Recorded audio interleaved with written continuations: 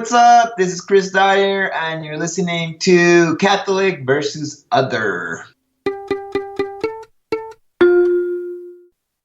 Just introduce yourself, if you would, to the audience. Talk a little bit about yourself, who you are, what you believe, and how you came to believe it. I am an artist. I paint paintings and murals, and I do graphics, and drawings, and a bunch of fun projects that keep me busy. I guess I believe that everything is everything. Whatever people call God is the maximum expression of a consciousness that runs through everything and all of us. So we all have potential to become that. Is God all that there is, or is there also something separate from God? What do you think? Well, that's a good question. I mean, once again, it's like the definition of what is God. Because like when I think why God created everything, there had to be God, absolute, just existing in everythingness, whatever that means. And then he had to create the non-God in order for him to become God in contrast. Because without something else other than himself, there's just nothing in a way. There's everything, but everything becomes nothing if there's nothing else to kind of create the difference between one thing and the next. So I could imagine that there is what we think of God, this kind of like, creator kind of consciousness that knows everything and, just has unlimited powers or whatever. We personify him. I don't know if it's a person or is it like a code or just some kind of quiet intelligence. But whatever that is, he had to create kind of like the opposite. But still, that opposite was created with the juju of himself. So it's like he can't disconnect even from what is not himself. What were the first experiences that you had with God and religion, if you had any at all? Yeah, well, I grew up in Lima, Peru till age 17. So though I had moments of self-awareness and spirituality and knew that there was something like special within me, when you ask the adults what's up with that, it all goes down to like a religion. And in the case of Peru, it's, Catholicism or some kind of Christianity and Jesus.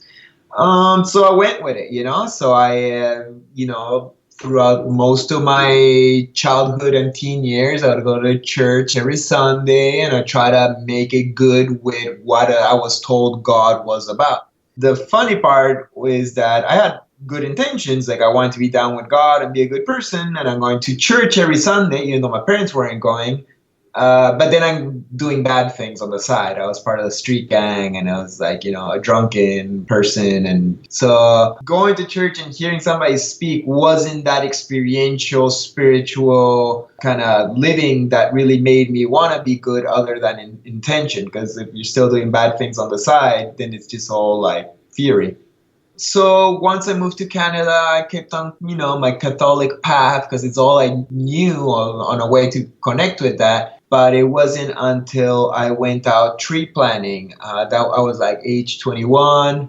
And I had just gone through like a couple really heavy alcoholic years. So I was just drunk most of the week and doing a lot of bad things. And I got tired of it and I went tree planting in the north of Ontario. And I just sort of learned things from the beginning in a way. I didn't really go with any friends, so I could just be who I was at the time and just, plant trees in nature. There was no city or masks or lies or constructed reality to tell me how things were supposed to be, how I was supposed to be. So I could just like let go a little bit and try to rediscover who I was and what reality was. So through nature, I got to discover, that silent spirituality that exists within us that is not attached to a culture like religions. After that, I kept on my path, and I guess I'm a spiritual person, but not of any specific religion or... What is the worst case scenario for ultimate reality? Because it seems like you subscribe to Catholicism in a sort of by default without really thinking about it or accepting it fully. that was what you grew up with, and then you found spirituality. I guess you would say that's the true path, or at least a more true path for you. But on that path that you find yourself on now, the spirituality, is there any difference between the best case scenario ultimately and the worst case scenario? Because in Catholicism, we have heaven and hell, and those are two drastically different outcomes for every individual based on whether they say yes or no to God. But in your spirituality, is there a difference between the best case scenario and the worst case scenario? And how does that play out if there is a difference? Well, I am a believer of karma. And yes, I believe in heavens and hells, but I don't believe it's only after death. I believe they can be experienced while in the physical plane as well as after the physical plane. I don't believe that they would be eternal. Say you got to get punished in the astral plane. I don't believe that lasts forever. It might seem like an eternity compared to time on this plane, but, eventually you pay your karma either there or here or somewhere else. So yeah, I believe that if you do something bad will happen to you.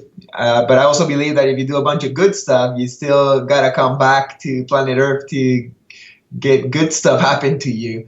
That whole law of karma has got a lot of loopholes and stuff. So I don't really believe on it 100%. But in general, I know that I'm not supposed to do bad things, because if not, that will happen to me. And I've seen that happen in my life. So if anything, I use that belief to do a bunch of good stuff. So then my life is just full of blessings. And that's almost like a selfish way to go about it. But why not just make people happy and then people make me happy? I think if we all just went about it that way, the world would be in a better place. So as for ultimate consequences, if I did bad things, we're allowed to make mistakes in these lives. I don't think life's a test. There's no oh, you passed or you didn't pass, but it's all this virtual reality game that we play for 80 to 100 years, and we learn from it. And from those lessons, we keep on improving and polishing the diamond of ourselves. And it's all blessed, even the bad lifetimes will teach you a lesson. And, ideally, we all just enjoy all the time. That's what I would want for myself. And that's what I wish to everybody else. But I guess sometimes suffering is part of the equation, and there's a lot of growth that comes out of it. Are you a separate self? Are you and I two different people, or are we all one and the separation is an illusion, as some of the Eastern mysticisms describe? That's a tricky question. I like it, because yes, I believe we're all one, we're all drops of the same ocean that we navigate in. But yes, I'm a separate entity. I got my own personality. I got my own ideas. So it's two at the same time. The way that I was taught to understand eternity within the limitations of the physical plane was through sacred geometry. When you draw a triangle and then you draw another triangle inside a triangle but upside down. Well, that's my way of understanding eternity within a limited finite body, because the first triangle you drew has its edges, and outside of that, there's no more triangle. So it's an individual triangle. But then when you draw that little triangle inside, and then you draw another little triangle inside that one, and then again and again and again, as long as you can, go down in size enough, you can keep on going forever. So that helps me see I am eternal after all, but in one direction, I guess. Do you think that you will persist as you forever, or do you think that you will come to an end and your energies will transform into some other form, whether it's human or non-human? Once again, it comes down to the definition of what is you or I, and that is a bunch of different things. I got my human personality and quirks I learned in my 38 years as a human being. I brought in maybe some own personality and quirks from past lives and past traumas and past rewards, and because really, I don't really understand what really is the soul at the end of the day. And if at the beginning, say God just made the earth and he's gonna throw in some souls onto planet Earth. Are they brand new souls with zero lives? Do they have no personality, or do they have a personality that's closer to God's personality since they're sprung out of him? or do they still have that unique configuration of ways that, like we can see in astrology or something like that? That I really don't know, but I do feel like, there's uniqueness to everything. That's what makes it so special. And that's in the same way it makes me feel like God in itself, because there's only one Chris Dyer, and I think that's a godly thing in a way. What I'm really driving at with the questions about enduring consequences and whether you exist indefinitely into the future or not, it all comes down to morality. I'm just wondering if you believe in objective morality, and if you do, what is the philosophical basis for your morality? Yeah, I do believe in good and bad. I believe that at the end of the day, it doesn't really matter, because it's, once again, just a virtual reality, kind of like, we learn from the good and the bad. We learn from the shadow and from the light. There's no bad at the end of the day, as long as we're evolving, even if we did have a lifetime where we did bad things. But once again, the karma, if your lifetime's all about, like, killing people, you're probably not going to meet up with a lot of people who love you, or you might get punished. So, there is consequences to every action. And I personally want nothing but goodness in my life, so I try to do nothing but goodness unto others. But I don't know if this is like a normal thing for all humans. I also have love, and have love for humanity and other people, even if I don't know them. And I wish that we all were happy, and I wish that nobody suffered in this planet. That's something that I feel, and I would like to think that every human being feels that way deep inside. And if they don't, it's just because they've been traumatized or disillusioned, or, but I like to think that, yeah, inside we're all good, we're all ethical, we're all moral. Once again, who's to say what is good or bad? But I guess as long as you're making people happy, it's good. And if you're making people sad, that's not good. So other than that, a tattoo is not good nor bad. Or if I, do drugs, or, if I smoke weed, it's up to me to decide if that's good or bad, because I'm the one doing it to myself. So there's a lot of little things we could go over that, of what's ethical and what's non-ethical. But once again, if you're not hurting anybody, if you're making people happy, I think it's all good. Now, do you think that life is natural, or do you think that life is supernatural? In other words, do you think that life depends on a physical material component, or do you believe, as I do, that God is life and that God is above and beyond and transcends his creation? Yeah, no, definitely. I believe there's life in matter. Even dead matter, I believe there's life. But does life depend on the matter, or can we have life even without a material universe? This is the question. When I'm dead and I'm a spirit flying above the party that my friends will throw once I'm dead, I'll still be alive. I'll be alive somewhere else, but I still live, even though the physical body that was assigned to me during this period is not alive. So I do believe that I'm eternal. I also believe that I'm going to die. So, and I believe there's life in everything, even a rock, a crystal for me has life and has a higher consciousness life than a normal rock, but they also have life.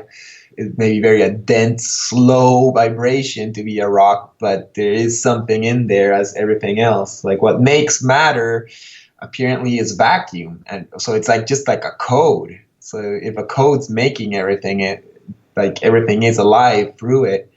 If we look at the mainstream scientific model of our universe, it seems to have a beginning at the Big Bang, and it seems to be destined for some kind of ending which is not hospitable to biological life. So there's this brief window where biological life can arise, and you see life even in a quark or an atom or a rock.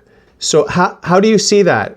I look at the universe and it looks beautiful to me. It looks alive. It looks like, like the inside of our bodies. Maybe it is the inside of some gigantic body we can't even realize.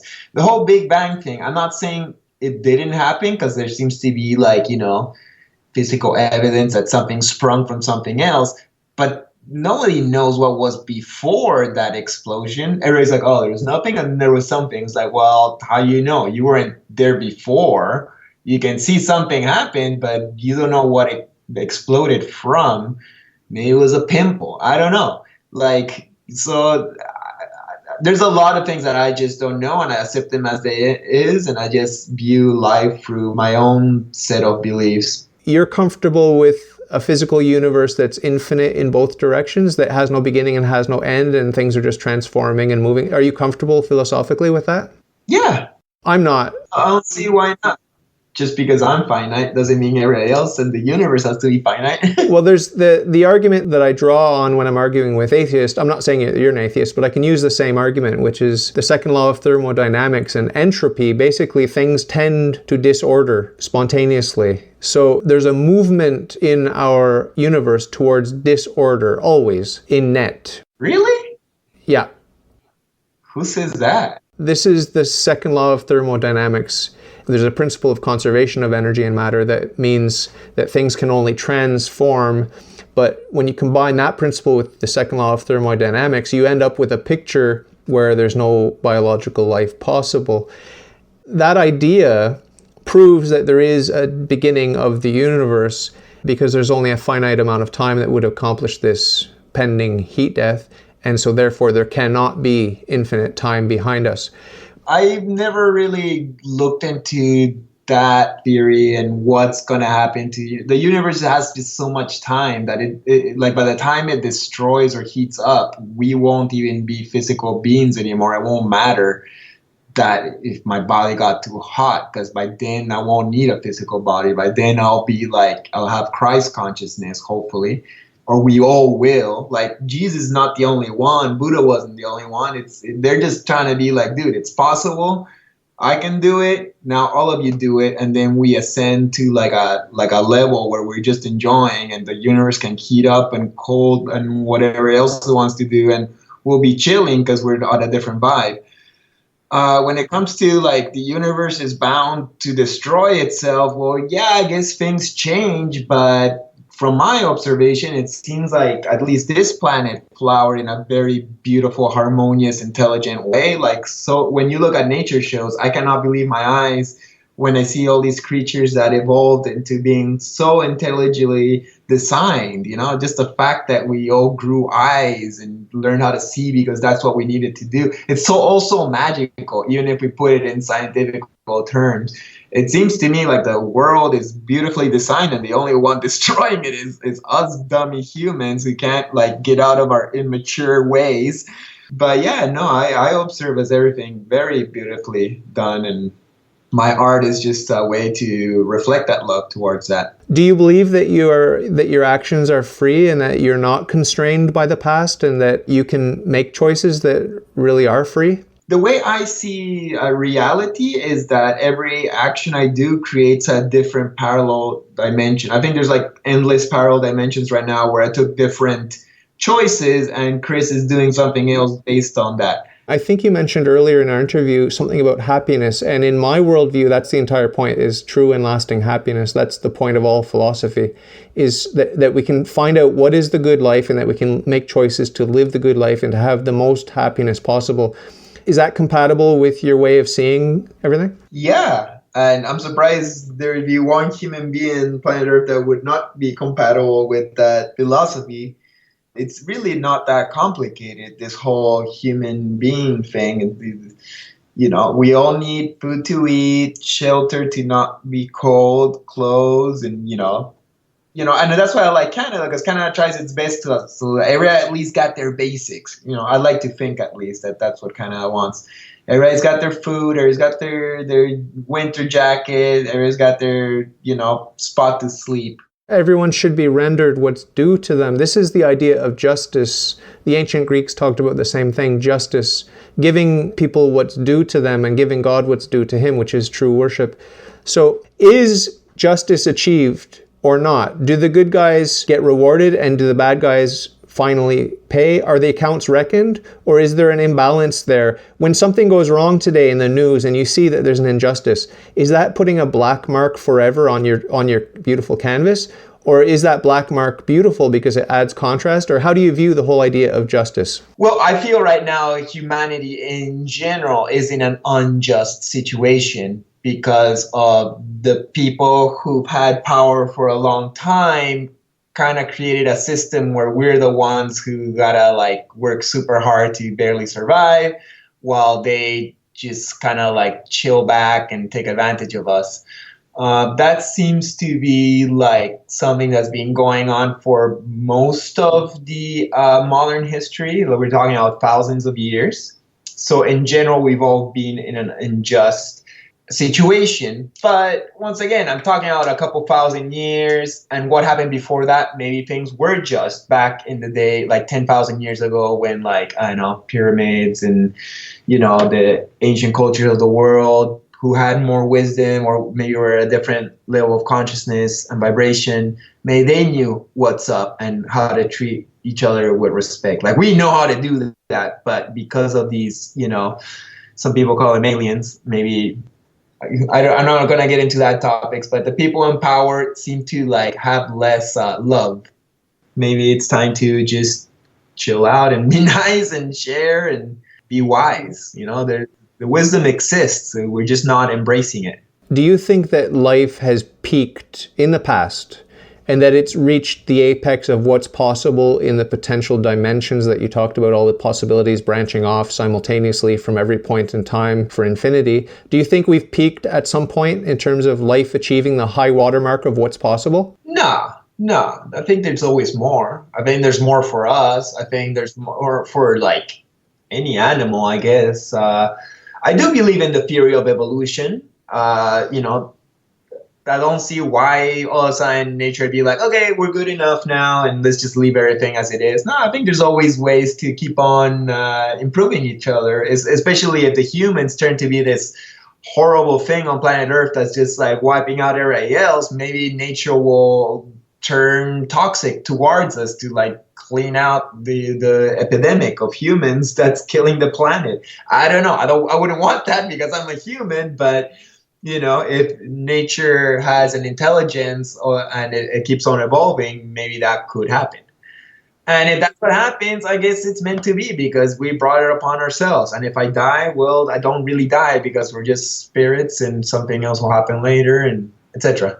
The idea that we have infinite time behind us, I think that's what you believe, right? Infinite time behind us, sure. I think the idea that we have infinite time behind us means that we can say with confidence that if that's true, then we've experienced, and when I say we, I mean life, we've experienced everything that can be experienced by definition, because however much time it would take to evolve into this configuration or that configuration, whether it's the best or the worst or the most mediocre, enough time lies behind us to accommodate all of those things to have played out in their fullness. Do you not agree? Yeah, this time is so long. Like when I go to a lot of ruins around the world, and that's where I start realizing like, oh yeah, that's what happens in 100 years, 500, 2,000, 10,000, like just things erase and disappear. And we're talking about 10,000 years, and the planet Earth is being habitable like how long? Like millions? Like a while, like, and even humans, when they say like like when did we arrive at the intelligence we got today, from my understanding, that's 100,000 years. So 100,000 years with more or less the same brain power that we have today is a lot of time right there. And we don't even know what happened past 3,000 years. So who knows, if, some stuff sunk and other stuff rose, or if the whole planet shift, to the level that we don't really find evidence. There seems to be a lot of like huge cities underwater that people have found, and even technology that people can't really, know where it came from. And everybody likes to blame everything on the aliens, which I'm sure were part of the equation. But you mentioned the aliens, and I've interviewed one Raelian. I don't know if you know about the Raelian religion. They believe that we were created by a higher form of life, and that higher form of life was in turn created by a higher form of life still, and so on and so on and so forth, infinitely back in time. For you, it would seem to be a reasonable possibility. Is that correct? Yeah, it's super possible. And I've actually read a lot of different books from totally different sources. Some are channeled books. Some are, more different points of view that like basically books written at different times of history that all kind of like point in the direction that at some point some alien intervention came to upgrade our software. I don't see what's so crazy about that.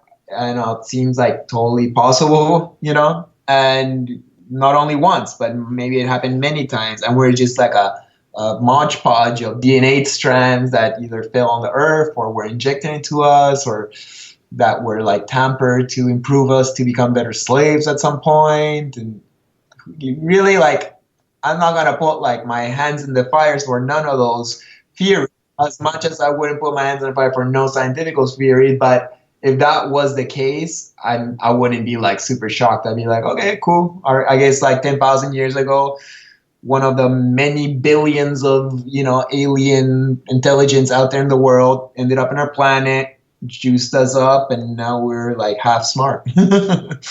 Now, my objection, obviously, I think I've already explained it, is that we cannot live in an infinite universe because of the fact that we're still here and the heat death hasn't arrived. But I want to talk a little bit about theater. If you come upon a scene, you see like the stage is set where there's a vulnerable young girl and there's a creepy old man, and he goes and he approaches her and gives her a lollipop, and the next thing you know, he's having sex with her and all this sort of stuff against her will. It's very tragic. But if you stand up and you shout and you grab the pistol from your belt and you want to intervene, suddenly the house lights come on and the audience looks at you gasping and you've created a faux pas. It's just theater. You've spoken out when you shouldn't have spoken out. You're in the wrong. And the actors on the stage were playing their roles, and you've made a fool of yourself, and you just blush and sit down and the show goes on. This little thought experiment that I've played out for you seems more fitting with the way that you move about in your world.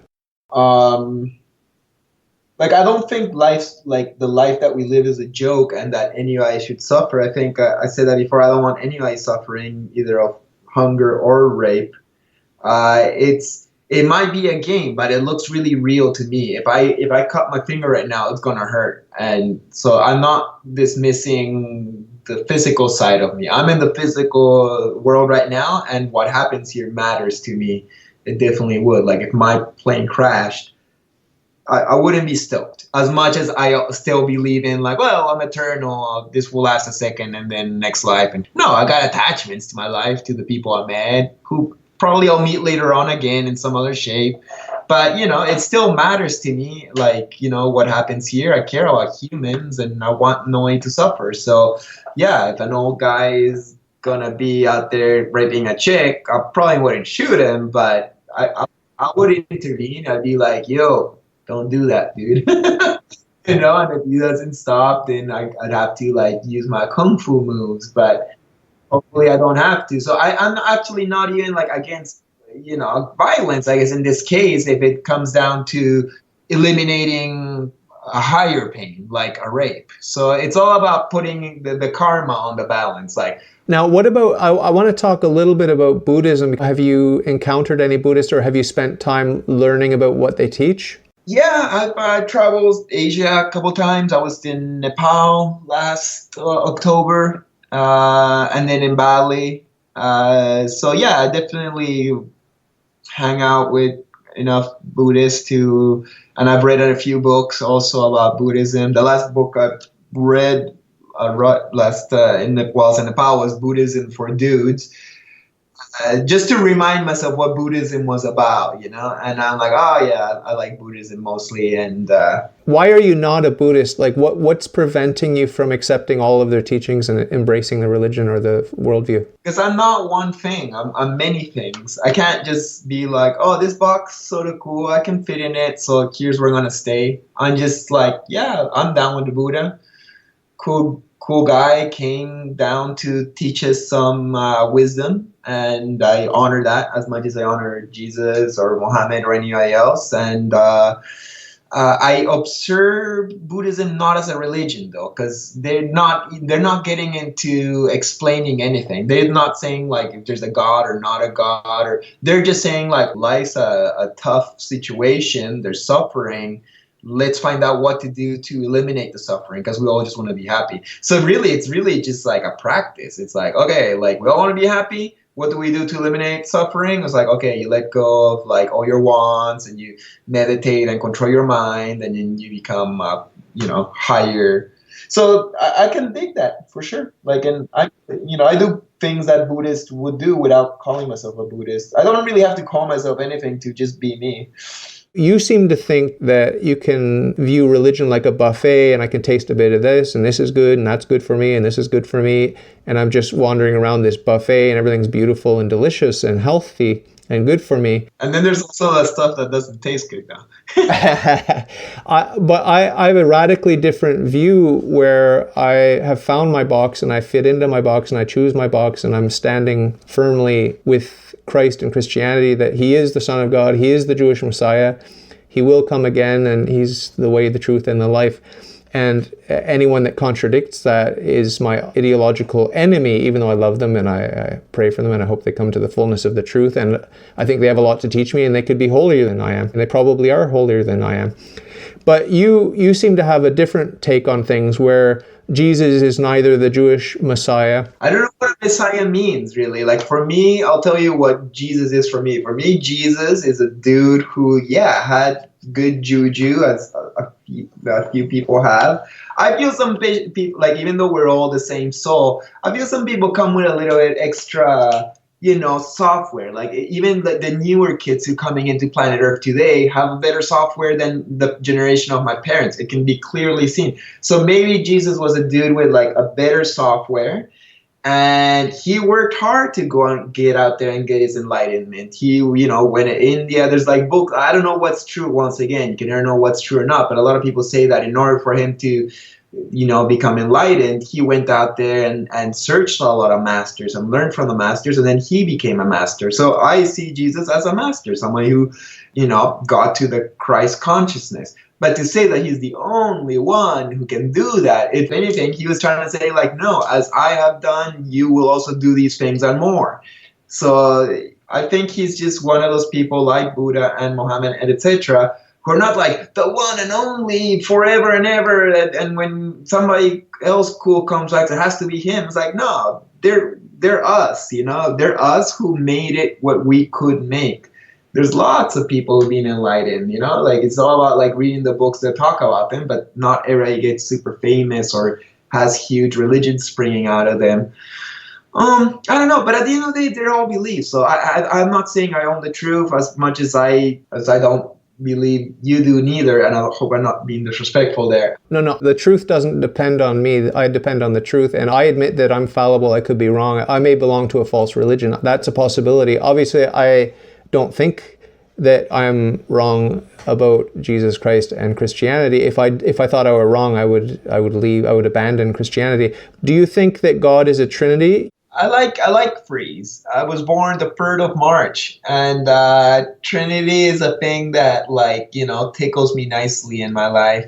I think is a special mystical number. So I'm not against the Christian Trinity. I don't understand. I guess, like, from the Christian Trinity, I understand who the Father is supposed to be, the ultimate creator, part of soul that everything sprung out from. So that I get.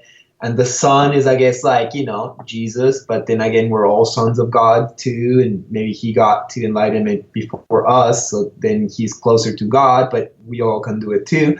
The Holy Spirit, that one I don't really understand so much. Maybe you can tell me more. It's beyond comprehension. It will always be beyond comprehension to us, even in heaven for eternity. But I can tell you some of the poetic imagery that the saints use. One of the examples I think is useful is in your own personal life. You can say that I am, I know that I am, and I love that I am. I love the fact that I am, I know the fact that I am, and I simply am. So the Father is that being, I am. The knowing that you are is the Son, and the loving that you are and that you know that you are is the Holy Spirit. Another image that we can use for the Trinity is God the Father. We start with God the Father as the ultimate creator and ultimate source, and the self-existent being, the only being who is necessary, ultimately, because we're all contingent. So we start with that God the Father, and he speaks a word, and that word that he speaks comes from him, and it is him. And that word is the second person, that's Jesus.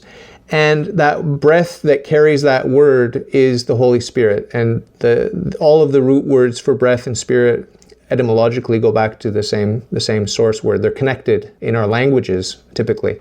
So there's this image of God speaking one word and one word only, and that word being uttered with a breath, which all words necessarily are accompanied by breath. And this is a very poetic image.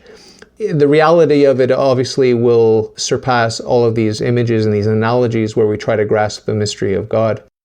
Well, from what you're explaining to me, it sounds to me like you're describing the source field, or what I would consider the source field.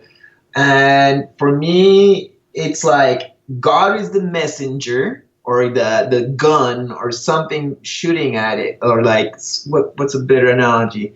So like, yeah, I don't know. It sounds like what you're describing, the Holy Spirit, is just a channel for the God power to reach almost the sun level.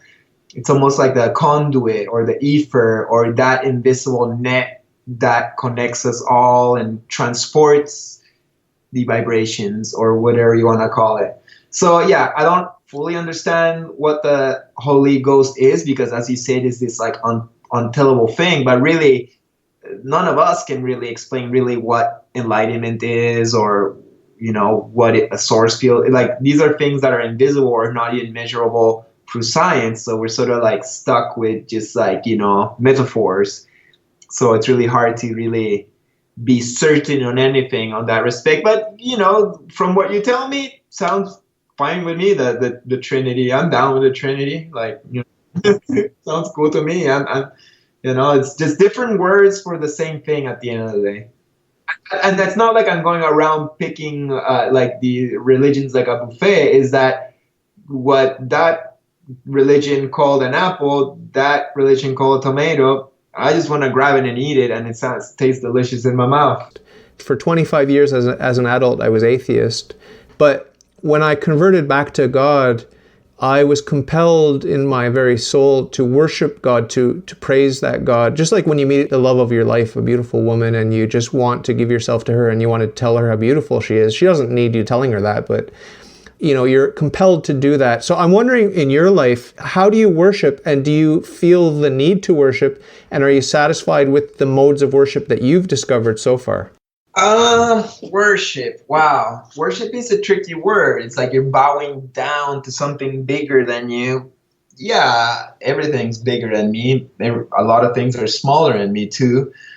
I wouldn't say I worship anything, but I'm super grateful and appreciative of a lot of things, including God, or I don't know. I don't know. Like, God has lost personality to me with the years. The more, like, for me, he's less of this character and more of this, like, thing I don't even understand. And I don't even want to talk to him anymore, because I just don't know if I'm talking to myself or to enlighten Chris in the future once I make it.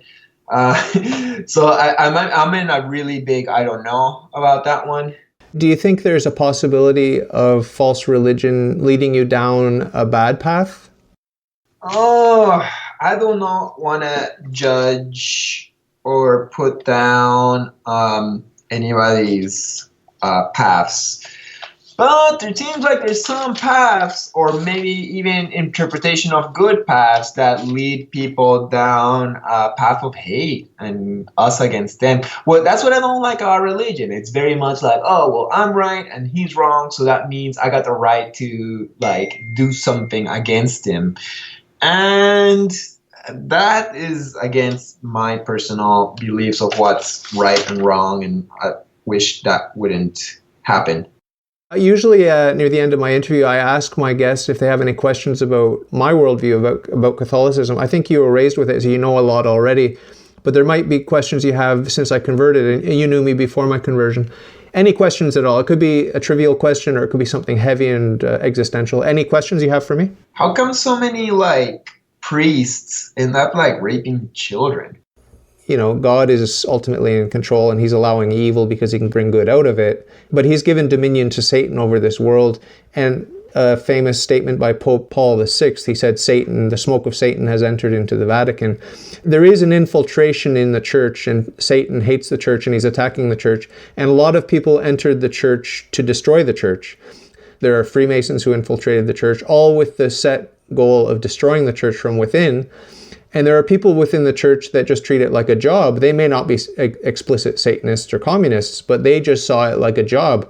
So there are a lot of people in the church that have no business being in the church, because the priesthood is a calling. You have to be called by God. You have to discern it, and you need a lot of grace to live chastely.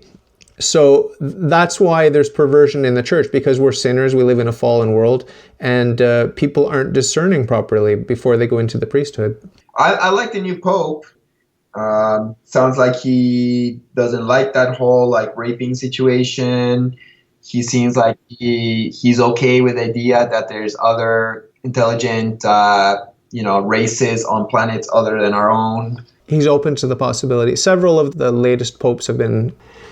Have you experienced anything resembling a mystical or supernatural experience? Yeah, I've had a lot of experiences that really like uplifted me. One that came to mind just as soon as you mentioned it was I used to be part of this Indian path called Sant Mat, the Path of the Masters, and it had a guru as the leader, and it wasn't like he was like the one. He was just the one right now that was still alive, and when he dies, it'll be somebody else. The energy transfers, and you just sort of like. It's all about like meditation and keeping your karma low and trying to like make this lifetime your last lifetime, because this whole like samsara coming back over and over again it's a little bit old. And so I would go to Oregon whenever he would be coming from India. He would go to Oregon for like 3 weeks, and I would hitchhike to Oregon and go to that retreat and meditate and listen to his speeches 2 times a day. And once he walked close enough to me and he looked at me in my eyes, and from that one look, I dropped to my knees and started crying violently, and started remembering all these things from my past, from my childhood, and all these traumatic things started popping up, and I just started like, God, I had such a hard time as a kid, and they all came out of nowhere just from looking at it. I cried maybe like half an hour, so it was like a really weird thing. And the second time I looked in his eyes again, I cried, and I felt like I was this like sponge of dirt being squeezed all the dirt out. And my girl tried to hug me. It's like, don't hug me, don't hug me. I'm like, all this crap is coming out of me right now. So that's a couple like times like with my old path, which I don't really even follow anymore. I still try to meditate every now and then, but I'm not really following any gurus anymore other than my own intuition.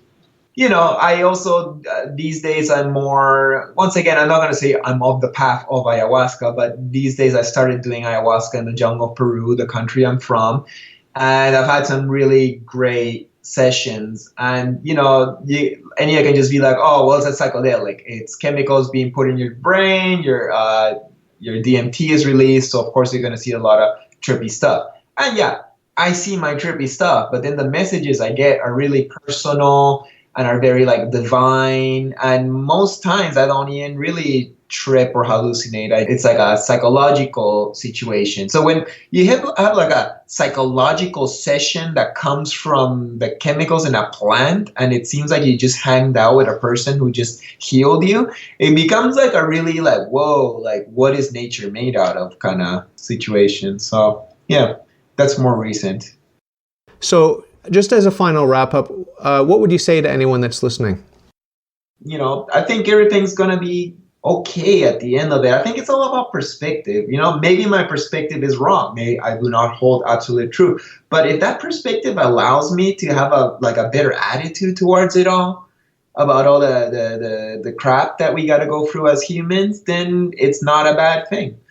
And I'd say that to anybody else, like you make up your own decision on what this whole thing is about, like if it's a spiritual thing or just a bunch of animals living on a planet for a couple of years and then that's it.